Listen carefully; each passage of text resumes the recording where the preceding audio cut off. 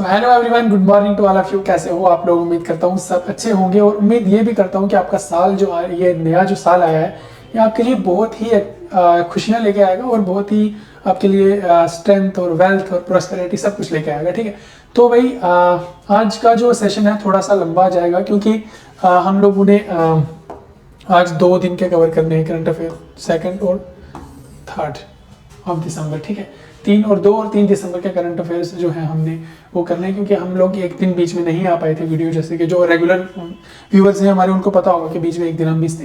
तो बिना किसी देरी के चलिए पहला करंट अफेयर, पहला सेशन शुरू करते हैं। हम लोग अपना सेशन शुरू करते हैं। चलिए, पहला क्वेश्चन है, India's first glass bridge over the she was inaugurated in which location. आपको पता होगा जैसे कि न्यूज़ में आया है, एक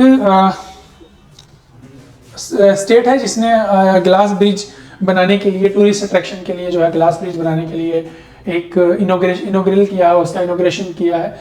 और वो कहाँ पे बनाया जा रहा है, उसका मेन मोटिव क्या है समझते हैं। पहले सबसे पहले आपको बता दूं कि लगभग 77 मीटर्स जो है लंबा ये ग्लास ब्रिज है। और ये जो है ये अपना कन्याकुमारी का जो एंड पॉइंट है, जैसे जो एंड पॉइंट है ना जहाँ पे काफ़ी लोग तमिलनाडु में जो लोग एंड पॉइंट पे जाते हैं वहाँ पे पिक्चर्स वगैरह क्लिक करने के लिए, उसी के बिल्कुल पास में एक स्टैचू है। ठीक है, कन्याकुमारी के एंड पॉइंट पे बिल्कुल एक स्टैचू है जो कनेक्ट करता है। ये जो 77 मीटर जो है ग्लास ब्रिज है, ये किसको कनेक्ट करता है? ये कनेक्ट करता है विवेकानंद रॉक मेमोरियल और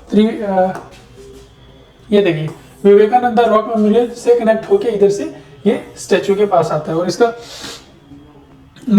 इसका रीनेम क्या स्टैचू ऑफ विजडम। ठीक है, with the Vivekananda rock memorial. Statue of wisdom से यहाँ तक ये जो है ये 77 मीटर जो है लगभग इसका लंबाई है और ये कनेक्ट करता है। ठीक है, ये देखा, ये सबसे बड़ी इसका जो मेन पॉइंट है जिसके लिए ये बनाया गया, तो ये तमिलनाडु की गवर्नमेंट ने बनाया है लगभग किसके लिए? टूरिस्ट अट्रैक्शन के लिए, टूरिस्ट अट्रैक्शन। और उसके बाद एक और बात बताऊं, लगभग 37 करोड़ के आसपास इसके ऊपर लागत आएगी जो कि स्टेट गवर्नमेंट के अपने फंड्स में से जाएगी। उसके बाद बात की जाए अगर कि ये किसने इसका जो है वो रखने की नींव रखी है, तो ये रखा है जी तमिलनाडु के चीफ मिनिस्टर्स ने, जो कि इनिशिएटिव ये उनको अनवेल किया है तमिलनाडु के सीएम ने। ठीक है, चलिए एक बार देखते हैं। India's first glass bridge over the she was inaugurated in Kanyakumari Tamil Nadu 30 December 2024 by chief minister MK. Stalin.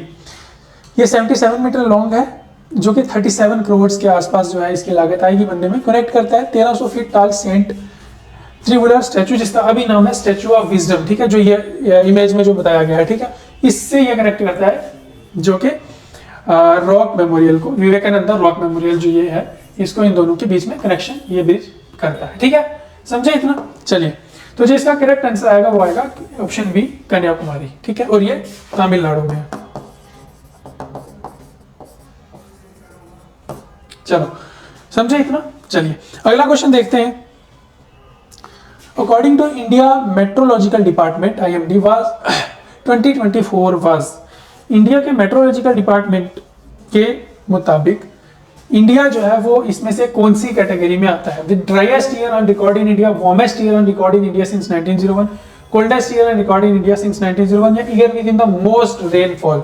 क्या हुआ है भाई? इंडिया में सबसे ज्यादा सूखा पड़ा, या सबसे ज्यादा गर्मी थी, या सबसे ज्यादा सर्दी थी 1901 के बाद, या सबसे ज्यादा रेनफॉल था? तो मेट्रोलॉजिकल डिपार्टमेंट के द्वारा ये कहा गया कि इंडिया जो है 1901 के बाद, 1901 के बाद सबसे वार्मेस्ट रहा 2024 में, आफ्टर 1901। 1901 के बाद सबसे ज्यादा वार्म, जो सबसे ज्यादा गर्मी जो देखी गई वो इंडिया में देखी गई 1901 के बाद 2024 में। ठीक है, और उसके बाद ये बताया गया है कि लगभग 21.24 डिग्री सेल्सियस जो है एवरेज टेम्परेचर रहा है। Average temperature, maximum average temperature कितना रहा है? 31.24 डिग्री सेल्सियस। ठीक है, उसके बाद अगर बात की जाए कि इसका मिनिमम एवरेज टेम्परेचर कितना रहा है, तो वो रहा है 20.24 डिग्री सेल्सियस। मतलब एवरेज 31 और मिनिमम 20 डिग्री भी टेम्परेचर सबसे कम रहा है, तो आप मान सकते हैं कि 20 डिग्री टेम्परेचर में भी अच्छी खासी गर्मी होती है। तो जब ये हमारे, आप जैसे हम बात करें दिल्ली की, तो दिल्ली में इसने 49 डिग्री टच किया है इस बार, 49 to 50 डिग्री टेम्परेचर जो है दिल्ली में बढ़ा है। तो मेट्रोलॉजिकल डिपार्टमेंट में ये कहा है कि 1901 के बाद जो सबसे गर्म साल, जो सबसे ज्यादा गर्मी जिस साल में पड़ी है वो 2024 है इंडिया में। ठीक है, चलिए, तो 31 डिग्री के आसपास इसका सबसे हाईएस्ट एवरेज के हिसाब से देखा जाए, एक ना कि एक डिस्ट्रिक्ट है, पूरा इंडिया का कैलकुलेशन है। ठीक है, 31 डिग्री, लगभग 31 से 32 डिग्री के आसपास ये हाईएस्ट रहा है, और 20 डिग्री के आसपास जो है ये लोवेस्ट रहा है। ये इसका डाटा है। एक बार रिपोर्ट देखते हैं। मेट्रोलॉजिकल डिपार्टमेंट ने रिपोर्ट किया 2024 was the warmest year recorded in India since 1901। ठीक है, उसके बाद जो इनके डायरेक्टर हैं डिपार्टमेंट ऑफ मेट्रोलॉजिकल के, उन्होंने मृत्युंजय महोपात्रा, उन्होंने कहा कि started that minimum and maximum temperature are expected be higher than normal across the most part of the countries in January except the some areas of eastern, northern and western central region। ठीक है, चलिए, तो इसका जो correct answer है वो है the warmest year on record in 1901 1901 के बाद सबसे गर्म साल जो है, सबसे गर्मी वाला साल जो है 2024 का रिकॉर्ड किया गया। ठीक है, चलिए, नेक्स्ट क्वेश्चन है when did Romania and Bulgaria officially become full member of session zone. ठीक है, चलिए, पहले क्वेश्चन पूछा कि Romania and Bulgaria officially become full member of Schengen zone कब हुआ। शेंगेन जोन एक ऐसा जोन है भाई यूरोपियन यूनियन की कंट्रीज का, जिसके इर्द गिर्द जितनी भी कंट्रीज हैं वो बॉर्डर फ्री कंट्रीज हैं। ठीक है, जितनी भी कंट्रीज हैं वो उस पर कोई लिमिटेशंस, कोई वो एक बॉर्डर की जो पाबंदी है आने जाने की वो नहीं है। कुछ कंट्रीज, इसमें जो रोमानिया और बुल्गारिया पहले नहीं थे। ठीक है, ये एक मिड पॉइंट है, शेंगेन मिड पॉइंट है इन कंट्रीज का, जिसमें स्विट्जरलैंड, डेनमार्क और भी काफी सारी कंट्रीज जो हैं वो जो इसमें आती हैं। कम से कम 20 लगभग 29 स्टेट्स जो हैं वो, इसमें 29 कंट्रीज जो है वो एडेड हैं, जिसमें नो बॉर्डर पॉलिसी है। ठीक है, उसके बाद ये इसने बोला है कि रोमानिया और बुल्गारिया भी officially becomes the full members of this zone. ये कब से है? 1 जनवरी 2025 के बाद रोमानिया और बुल्गारिया भी जो है इस शेंगेन जोन के जो है ऑफिशियली मेंबर हैं। जिसके बाद इसका इम्पैक्ट क्या होगा कि इन दोनों की जो है जीडीपी वो इंक्रीज हो जाएगी, और इनके बीच में जो है जो जितना भी बॉर्डर जो भी था वो, ये कम से कम 13 साल इस चीज का वेट किया गया है। 13 साल के बाद ये कंट्रीज, जो दो कंट्रीज हैं वो बॉर्डरलेस एरिया इन्होंने ज्वाइन किया है शेंगेन का। ठीक है, उसके बाद बात की जाए अगर के कितना जोन है, the Schengen zone now included 29 members expanding the borderless area significantly. अभी इसने 29 मेंबर्स हो गए, इससे पहले 27 थे। बुल्गारिया और रोमानिया के जुड़ने के बाद 29 हो गए, और ये एनालाइज किया गया इकोनॉमिक्स इंपैक्ट का इन पे पड़ सकता है कि एटलीस्ट 1% के आसपास इनकी जीडीपी इंक्रीज हो सकती है इस डिसीजन के मद्देनजर चलते हुए। ठीक है, उसके बाद अगर देखेंगे तो 1 जनवरी 2025 में ये जो है अपना कनेक्ट इनका बॉर्डरलेस ओपन बॉर्डर हो जाएगा, और एस्टेब्लिशमेंट इसकी हुई थी 26 मार्च 1995। 26 मार्च, उल्टे हाथ से लिख के देखते हैं, 26 मार्च को जो है इसकी एस्टेब्लिशमेंट हुई है।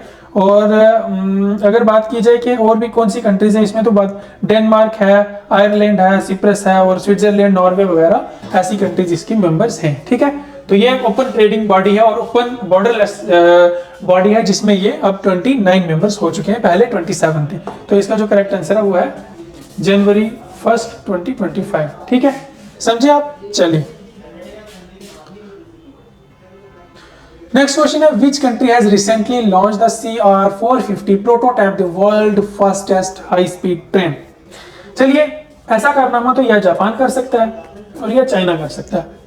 ठीक है, लेकिन इसमें जापान का तो ऑप्शन है नहीं, तो सीधा सा एक आंसर निकलता है चाइना। बात करते हैं क्या है ये CR450 और कैसे वर्क करती है सब कुछ। देखो, सबसे पहले हम बात करेंगे कि CR450 is the world fastest train, ठीक है, दुनिया की सबसे तेज रफ्तार पे चलने वाली ट्रेन है जो लगभग 450 किलोमीटर प्रति घंटा पर आवर की स्पीड पे चलेगी। इससे पहले CR400 भी एक चाइना का मिशन था जो 400 के आसपास किलोमीटर पर आवर पे स्पीड पे चलती थी, CR400, ठीक है। ये इनका CR जो है 450 जो है, इसे नया मॉडल है इस ट्रेन का। तो ये लगभग 450 के आसपास जो है इसकी मैक्सिमम स्पीड है, और ये जो है चाइना का कम से कम 70,000 किलोमीटर एरिया जो है ये कवर कर लेगी ये ट्रेन जब फुली फंक्शनल हो जाएगी। उसके बाद अगर बात की जाए तो इसमें जो है वो कंफर्टेबल कैबिन्स हैं और नॉइस रिडक्शन का भी इसमें फार्मूला है, जिसमें आपको अंदर बैठे हुए कोई भी नॉइस पोल्यूशन नहीं देखने को मिलेगा। इसमें एक स्पेशल कुछ कैबिन बनाए हैं जिसमें आपको व्हील चेयर्स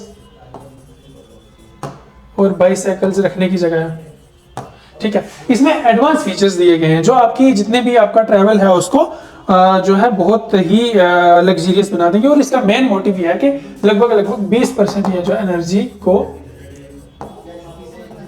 रिड्यूस करेंगे, ठीक है। चलिए, इसका जो करेक्ट आंसर है वो ऑप्शन बी चाइना। एक बार रिपोर्ट देख लेते हैं फिर आपको समझा देंगे। China unveiled CR450, the world fastest high speed train with test speed of 450 kilometre per hour, a commercial speed of 400 kilometre per hour, मतलब 400 की स्पीड पे तो ये चलेगी ही चलेगी। It surpasses the CR450 forcing 350 kilometre per hour and reflects breakthrough in speed, energy efficiently, safety and comfort developed through 2 lakh kilometre of test, 2 lakh kilometre का test करके 3000 सिमुलेशंस एंड 2000 प्लेटफॉर्म टेस्ट करके इन्होंने ये रिकमेंड किया। और ये रहा इसका कुछ ओवरव्यू ट्रेन का। देख रहे हैं बुलेट शेप की तरह ट्रेन है।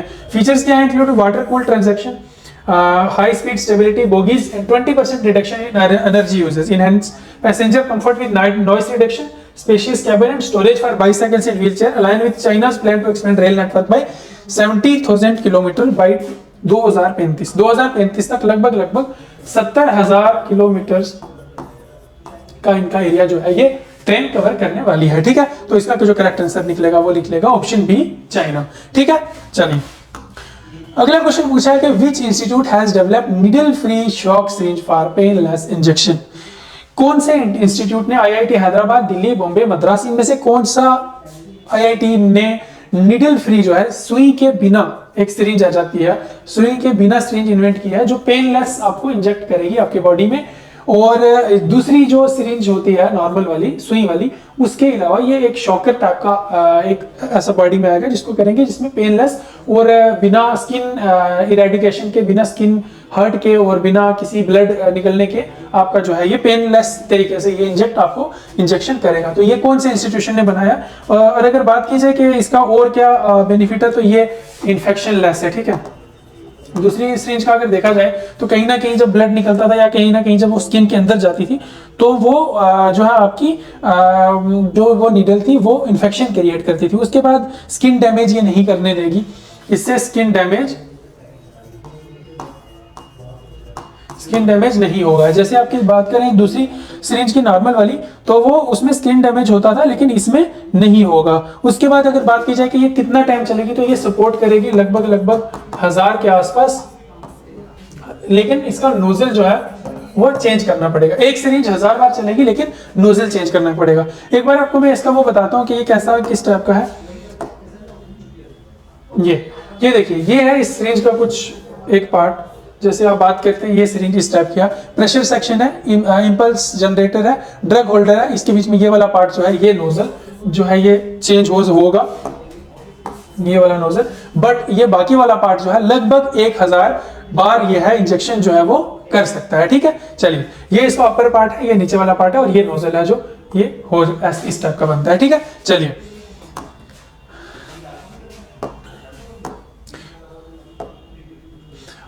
ठीक है। उसके बाद अगर हम बात करते हैं इसकी रिपोर्ट की, तो ये आईआईटी बॉम्बे ने बनाया स्टूडेंट्स, ठीक है। आईआईटी बॉम्बे ने ये सिरिंज बनाई है और आपको डेवलप किया ये shock wave based needle free syringe for painless drug delivery reducing skin damage and infection risk. The syringe uses high energy shock waves to create a microjet of liquid drugs that penetrates the skin without needle, ठीक है।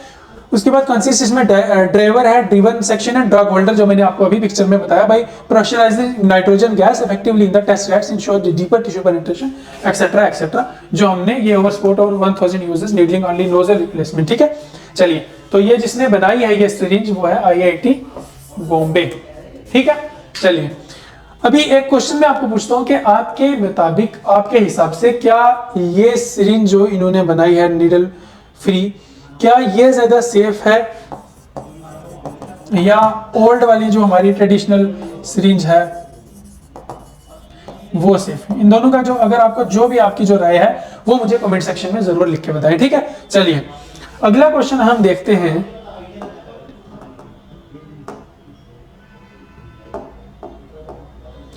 विवाद से विश्वास scheme is associated with which sector? विवाद से विश्वास scheme is associated in which sector? देखो, government ना बहुत सी स्कीम्स निकालती है, ठीक है, उसमें एक स्कीम है विवाद से विश्वास। विवाद क्या होता है? विवाद हिंदी का वर्ड है जिसमें आप किसी भी फसाद को बोलेंगे। अगर कोई भी फसाद, झगड़ा या क्यूरोसिटी या कुछ भी, किसी भी कोई पंगा है या कुछ भी है, किसी मसले में आप फंसे हो या कुछ को विवाद बोलते हैं। और विश्वास बोलते हैं ट्रस्ट को। ठीक है, आपका कितने, आप किसी के ऊपर यकीन कितना है, आप कितना वो करते हो, इस टर्म को यूज करके इन्होंने एक टर्म बनाई विवाद से विश्वास। ठीक है, तो इसका मतलब ये है, ठीक है, इससे पहले ये, इसको जो इस बार का विवाद से विश्वास है इसको 2.0 कहा गया है। ठीक है, इससे पहले 2020 में निर्मला सीतारमण ने अपना बजट स्पीच में इसका अनाउंसमेंट किया था। ठीक है, इसके अनाउंसमेंट के मुताबिक ये था कि 31, मैं तब की बात कर रहा हूं 2020 की, कि 31 मार्च से पहले, सबसे पहले एक बार हम डेट तब बताएंगे, पहले एक बार हम केस समझते हैं। ठीक है, केस हम ये समझते हैं कि ये जो है विवाद से विश्वास, ये एक्चुअल में है क्या? देखो, आप सबको पता है टैक्स डिस्प्यूट्स होते हैं हमारी, इंटरेस्ट डिस्प्यूट्स, टैक्स डिस्प्यूट्स हमारी इंडिया में कॉमन है। ठीक है, फॉर एग्जांपल एक बंदे का 1 लाख रुपए का टैक्स बना, ठीक है, 1 लाख, हम ये इसकी बात करते हैं विवाद से विश्वास है क्या? 1 लाख रुपया एक बंदे का टैक्स बना किसी भी चीज का। ठीक है, उस बंदे को 1 लाख रुपया टैक्स पे करना था, लेकिन उसने नहीं किया, तो वो 1,20,000 जो इंटरेस्ट के साथ इंक्रीज हो गया। मतलब 1 लाख पर 1,20,000, मतलब 20,000 के आसपास उसका जो है वो 20,000 टैक्स उसके ऊपर इंटरेस्ट लग गया। ठीक, इतनी इधर तक बात क्लियर है। अब समझते हैं विवाद से विश्वास स्कीम है क्या। देखो, जिस बंदे ने 1 लाख रुपया नहीं भरा, इसका टैक्स 1 लाख रुपया अपना टैक्स नहीं भरा, डिस्प्यूट उसके बीच में और गवर्नमेंट के बीच में, गवर्नमेंट ने बोला कि भाई वो 1 लाख रुपया टैक्स भर दो, नहीं तो इंटरेस्ट इतना लगेगा, वो बोल रहा है मैं नहीं भरूंगा, इसके और इसके बीच में डिस्प्यूट बन गया, ये हो गया डिस्प्यूट। ठीक है, और इसको क्या बोलेंगे? Tax dispute. ठीक है, ये इंसान बोल रहा है कि मैं टैक्स नहीं भरूंगा। ठीक, समझ आई इतनी बात। अब गवर्नमेंट ने ये बोला, निर्मला सीतारमण ने, कि भाई 31 मार्च तक, 2020 की बात कर रहा हूं ये मैं, ठीक है, अभी की बात अभी करेंगे, उस पर भी आते हैं, लेकिन आपको केस सिनेरियो समझा रहा हूं कि 31 मार्च से पहले पहले आपको ये टैक्स भरना है, जिसमें हम आपको इतना कंपनसेट कर देंगे कि आपको ये जो एडिशनल 20,000 इंटरेस्ट लगा है ये नहीं भरना। समझे आप इतनी बात कि एडिशनल 20% टैक्स आपको इंटरेस्ट नहीं भरना, आप 1 लाख का 1 लाख भर लो। ठीक, ये था, ये फेब में इनकी, फरवरी में इन्होंने बजट के स्पीच में ये बयान दिया, और उन्होंने एक डेडलाइन दी कब? 31 मार्च, एक डेडलाइन थी जिसमें आपको नो इंटरेस्ट के बेस पे आपको टैक्स भरना था। बट उन्होंने ये कहा कि अगर आप 31 मार्च से आगे गुजरते हो, 31 मार्च से आगे जाते हो, तो आपको 10% इसका भरना पड़ेगा, मतलब 50% इसका भरना पड़ेगा जो आपका टैक्स होगा। समझ रहे हो? 1,20,000 था इसका total,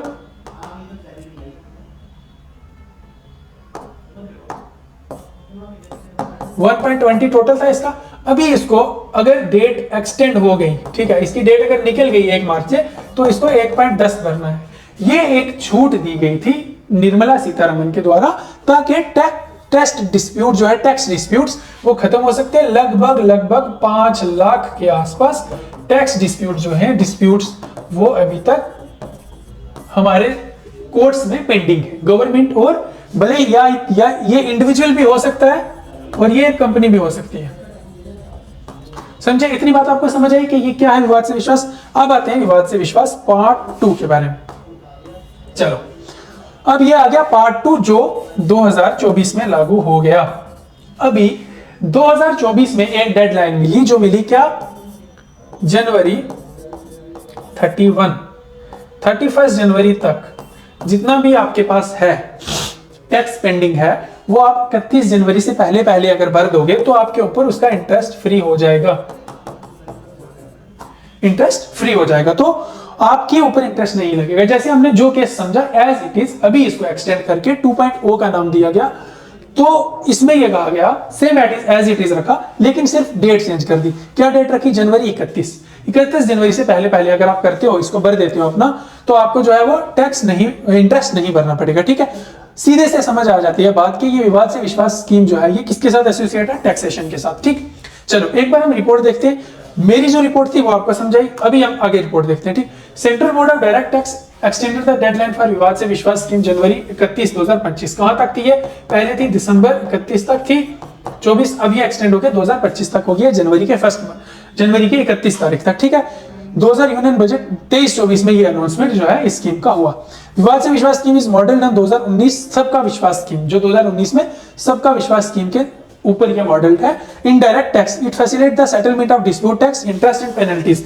the scheme also grants immunity for prosecution under the income tax act matter as the declaration. ठीक है, जो आपको मैंने डिटेल समझाई एज इट इज, आपको बस ये याद रखना है कि ये है क्या चीज, मुद्दा। ठीक है, चलिए उसके बाद इसका मतलब ये रहेगा इसका करने का कि ये जितने भी डिस्प्यूट्स हैं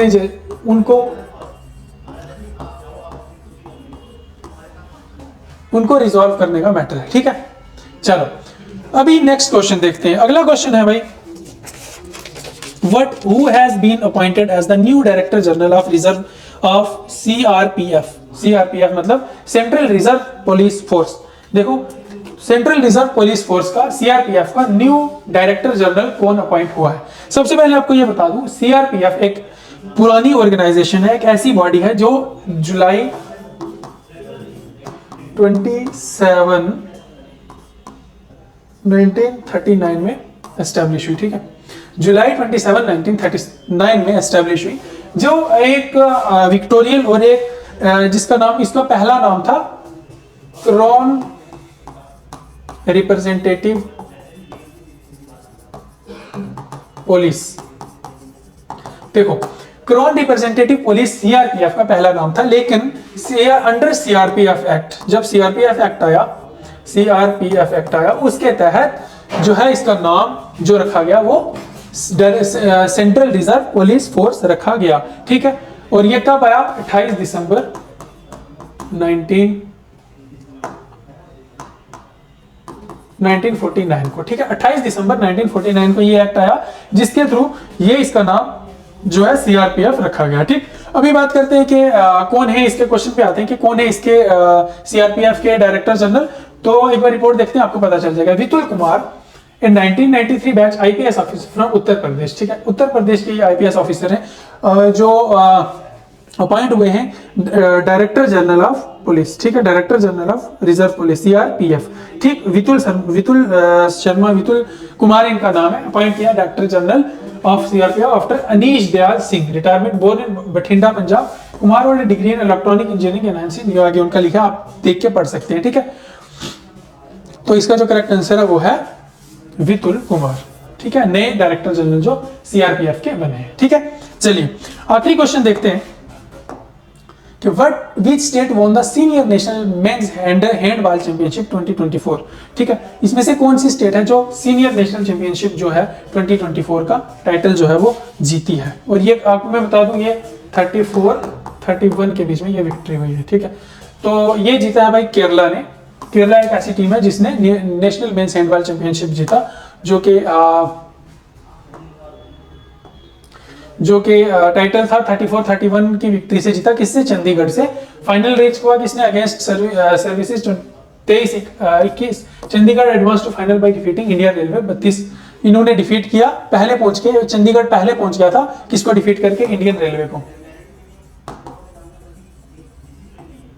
ठीक। Kerala Divendra was the name of the best player. Devendra नाम का एक केरला का प्लेयर था जिसको बेस्ट प्लेयर बताया गया। Rahul won best goalkeeper and Sujit won honoured as the best left wing player service and Indian railway shared third place in tournament. ठीक है, चलिए तो इसका जो करेक्ट आंसर है वो है केरला। एक बार और भी देख लेते हैं सभी क्वेश्चंस का। सबसे पहले आता है कि ग्लास ब्रिज कहाँ पे बनने जा रहा है, तो वो बनने जा रहा है कन्याकुमारी में, बिटवीन कन्याकुमारी तमिलनाडु। 23 दिसंबर 2024 में चीफ मिनिस्टर एम के स्टालिन ने इसको इनॉग्रेट किया, जो 77 मीटर लॉन्ग है, जो सेंट त्रिवलर स्टैचू जिसका नाम स्टैचू ऑफ विजडम है उससे बीच में विवेकानंदा रॉक मेमोरियल के बीच में बनने जा रहा है। उसके बाद मेट्रोलॉजिकल डिपार्टमेंट के हिसाब से 2024 जो है वो इंडिया का सबसे वार्मेस्ट ईयर रहा है 1901 के बाद।